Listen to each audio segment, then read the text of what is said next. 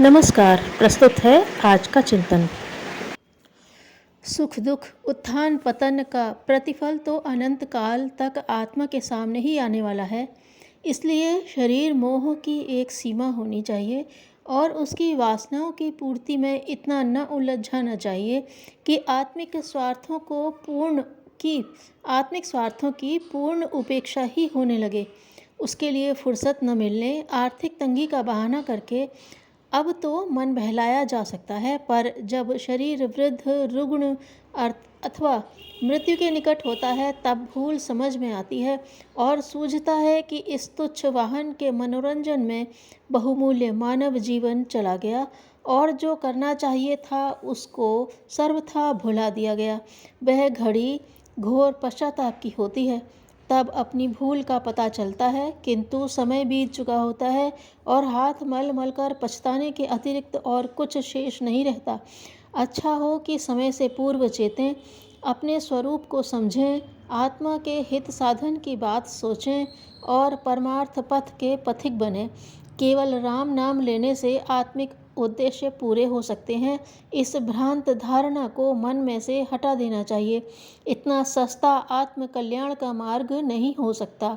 पूजा उचित और आवश्यक है, पर उसकी सफलता और सार्थकता तभी संभव है जब जीवन क्रम भी उत्कृष्ट स्तर का हो, जब नाम जप कर लेने मात्र से परमार्थ प्रयोजन सिद्ध हो जाएगा। यह सोचते रहना, सस्ते नुस्खों से मन बहलाते रहना उचित नहीं। हमें यथार्थवादी होना पड़ेगा। जीवन साधना के प्रधान अंग परमार्थ को अपनाना पड़ेगा। परमार्थ का परम स्वार्थ का स्वरूप आत्मनिर्माण है, जिससे लोक मंगल के लिए सेवा धर्म अपनाना, अपनी परोपकार परायण सेवा प्रवृत्ति का परिचय देना नितांत आवश्यक है।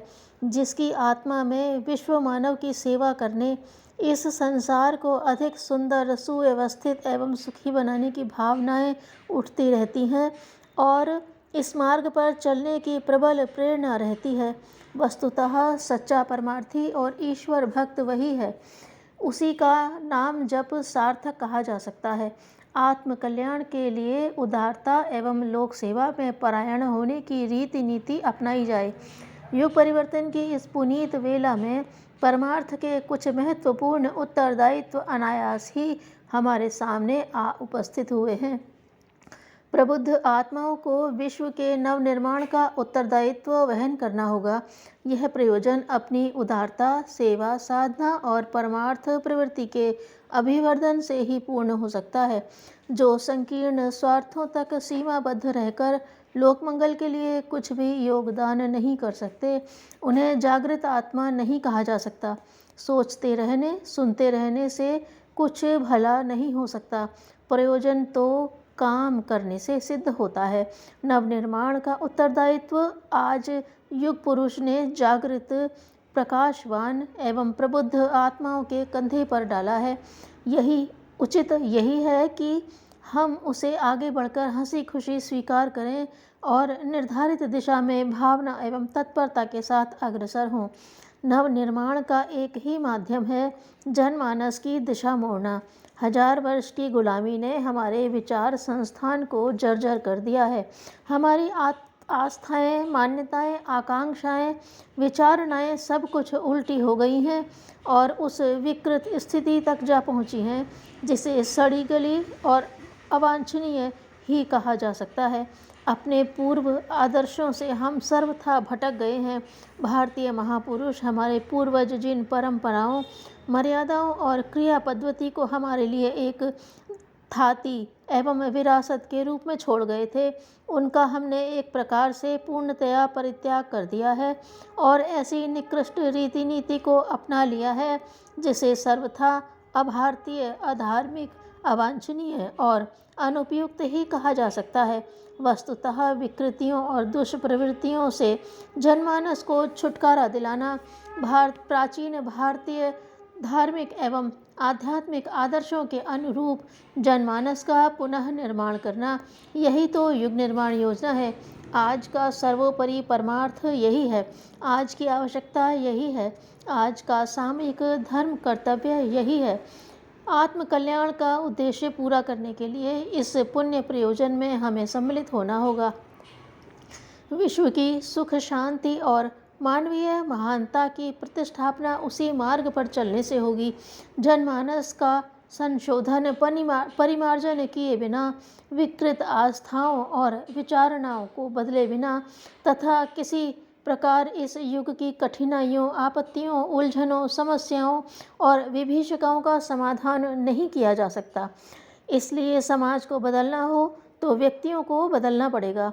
व्यक्तियों को बदलना हो तो उनकी आस्थाएं और विचारणाएं उलटनी पड़ेंगी। उल्टे को उल्टा कर देने से सीधा हो जाता है। आज उलझे हुए लोकमानस को उलट दिया जाए तो व्यापक नरक को सुव्यवस्थित स्वर्ग एवं सतयुग में बदला जा सकता है। असुर को मनुष्य और मनुष्य को देवता बनाने का जादू विचार परिवर्तन के गर्भ में छिपा हुआ है। विचार बदल जाने को ही कायाकल्प कहते हैं।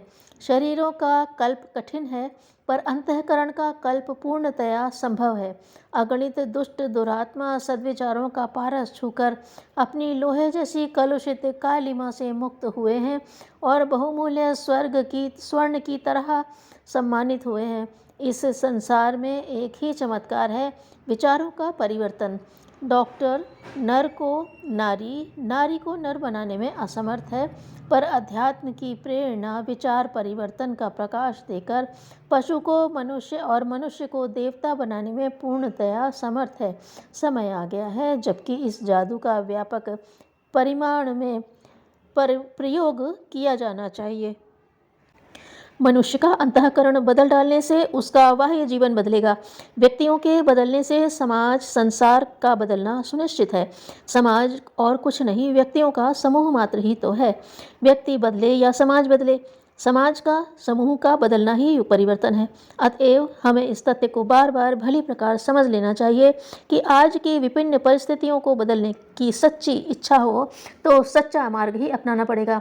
सुख सुविधा के साधनों को बढ़ाना चाहिए, पर साथ ही आंतरिक महानता एवं सज्जनता भी बढ़नी चाहिए। अन्यथा बढ़ी हुई भौतिक शक्ति एवं संपन्नता प्राचीन काल के रावण, कंस, भस्मासुर, सहस्त्रबाहु, हिरण्यकशिपु, वृत्रासुर आदि का उदाहरण ही प्रस्तुत करेंगी। संसार में संपन्नता एवं सुविधा बढ़ाने से भी पूर्व मानवीय अंतःकरण के स्तर को ऊंचा उठाने की आवश्यकता है। इस महती आवश्यकता की आज उपेक्षा की जा रही है। फलतः भौतिक उन्नति की योजनाएं किन्हीं समस्याओं को सुलझाने में समर्थ नहीं हो रही हैं। बढ़ती हुई समृद्धि उसकी आंतरिक दुष्टता को आग में घी डालने की तरह बढ़ा रही है। अशिक्षितों की अपेक्षा शिक्षित, निर्बलों की अपेक्षा बलवान, निर्धनों की अपेक्षा धनी आदि संसार पर अधिक विपत्ति बरसा रहे हैं। दोष साधन सामग्री का नहीं, दुष्टता के निराकरण पर ध्यान न देने का है। संपत्ति बढ़े तो साथ ही सज्जनता भी बढ़े। उस संतुलन का ध्यान रखकर ही सच्ची प्रगति संभव है। आज हमारा नेतृत्व यही भूल कर रहा है। संपदा बढ़ाने की बात सोचें, यह तो उचित है, पर सज्जनता बढ़ाने के अनुकरणीय आदर्शों के अभिवर्धन करने की दिशा में कुछ भी न करें, यह अक्षम्य है। ऐसे उपेक्षा से उस तथाकथित समृद्धि अभिवर्धन का कोई शुभ परिणाम निकलने वाला नहीं है। वैयक्तिक एवं सामूहिक स्तर पर हमें आज की इस महती आवश्यकता पर सबसे अधिक ध्यान देना चाहिए। ये उपाय सोचने चाहिए जिनसे जनमानस में आदर्शवादिता की प्रतिष्ठापना हो सके।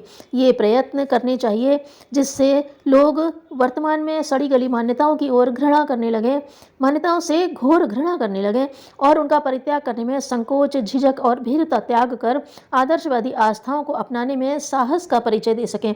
यह विचार शुद्धि, विचार क्रांति ही विश्व के व्यक्ति के नवनिर्माण का प्रयोजन पूरा करेगी। स्वार्थ को सीमित कर परमार्थ की महती आवश्यकता को पूर्ण करने की ओर यदि हम आवश्यक ध्यान देने लगें तो अपने जीवन का परम लक्ष्य प्राप्त कर सकते हैं और संसार के नए निर्माण में ऐतिहासिक योगदान कर सकते हैं। सदाचार के बीज आस्तिकता के ही पवित्र आंचल में रहते हैं। धन्यवाद।